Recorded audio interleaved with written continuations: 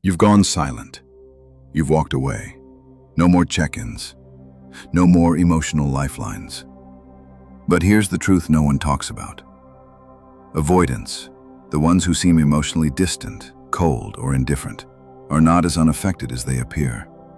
Behind their silence is a storm, a quiet, private chaos of conflicting emotions and unspoken expectations. Today we're diving into what avoidants secretly hope, fear, and expect during no contact. And trust me, it's far more complicated than it looks. They expect you to reach out first. On the surface, avoidants seem detached, like nothing affects them. But don't be fooled by that calm exterior. What looks like indifference is often a well-rehearsed survival mechanism, emotional suppression. When you go no contact, you flip the script. You stop being the emotional caregiver, the one who always reached out, fixed things, or broke the silence. Deep down, avoidants expect you to come back. Not because they think they're irresistible, but because that's how it's always worked. They've learned, often unconsciously, that if they retreat, you will eventually close the gap. So when you don't, when the silence stretches longer than expected, they start paying attention. They may not text, they may not call, but they're watching, checking if you viewed their story, reading your old texts, waiting for your name to light up their phone. They expect you to break the silence, because you always have. And when you don't, it quietly unsettles them. They expect you're still there emotionally. Avoidants crave emotional distance. But paradoxically, they also want emotional safety. So in their ideal world, you're still emotionally attached, just not too close. During no contact, many avoidants live in a fantasy where you're still out there, missing them, loving them, holding emotional space for them, just without demanding anything in return. They tell themselves, "You're just giving me time. You're still loyal. You haven't moved on." Not really. This imagined version of you brings them comfort, because it means they still matter. It means they're not abandoned, even if they were the one who pulled away. They want your presence, but not your pressure. They want to feel wanted without feeling obligated. So they expect you to be emotionally available, even while physically distant. And as long as they believe you're still out there waiting, they feel in control. They want you to prove them wrong. Avoidants often carry a hidden core wound, the belief that they are unlovable or not enough. This belief whispers, if someone really knew me, they'd leave. So they create emotional distance before you can confirm that fear. But here's the twist. While they push people away, they secretly hope you'll refuse to give up. They want you to fight for them, even if they never asked. They want you to chase, even though they walked away. Because if you don't, it confirms their inner narrative. I knew it. I wasn't worth the effort. This is why no contact feels so jarring to them. It's not just silence, it's perceived rejection. And even though they may have triggered the breakup or pulled back first, they quietly hope you'll still come back and say, "You're worth it. I'm not giving up."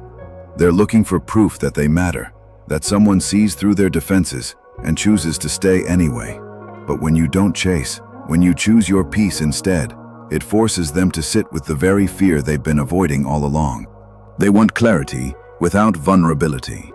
Avoidants often crave emotional understanding, but they don't want to ask for it. They want clarity, answers, closure, validation, but without exposing their own heart. During no contact, they become silent investigators. They replay your last conversation. They reread your texts. They may even scroll through your social media, hoping to pick up subtle emotional cues. They're looking for signs that you're still hurting, that you still care, that what you had was real.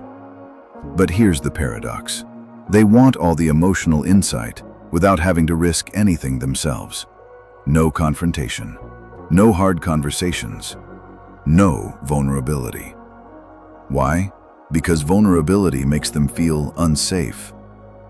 They've built emotional walls so high and for so long, even they don't always realize they're hiding behind them. So instead of reaching out and saying, "I miss you," or "What happened to us?" They hope you'll just offer that clarity on your own, unprompted. They want you to explain how you feel, why you left, whether you've truly moved on. But they want it served to them without emotional cost, without them having to say, "I care," without revealing that they're still deeply affected. They want the story to make sense, but only if they can read it from behind emotional glass, where nothing can truly touch them. This is why they linger in your silence. It's not just avoidance, it's passive searching. They're trying to answer their own questions, but without ever asking them out loud. They hope you evolve into someone easier. Some avoidants secretly hope that during no contact, you'll become more self-sufficient. Not because you were too much, but because intimacy overwhelms them. They imagine you coming back calmer, stronger, less emotionally demanding. Someone who doesn't make them feel pressure. Someone who loves them without needing them. They want connection, but with low risk. Safe love, predictable love. Love that doesn't rattle their defenses. They want to be missed, not needed. This is the contradiction. Avoidants want to feel significant, but not responsible. Admired, but not attached. They hope you're thinking of them, but if you act too dependent, they pull away again. They want to be chosen, not clung to. They hope you'll understand them without words. Deep down, many avoidants want to be understood, without explaining, without being vulnerable. They want you to magically know that their silence is fear, not rejection, that their distance is pain, not apathy. They hope you'll read between the lines and still choose to care. It's a fantasy, but it keeps them emotionally tethered even when they swear they're done. So, what should you do with this knowledge? Here's the truth. Stop trying to live up to what the avoidant secretly expects. Start becoming what you need. No contact isn't a trick to get them back. It's a path to reconnect with your own worth. Because the more you twist yourself to fit their comfort, the more you lose yourself.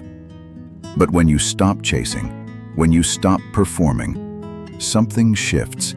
You reclaim your power. And that, more than anything, is what they never expect.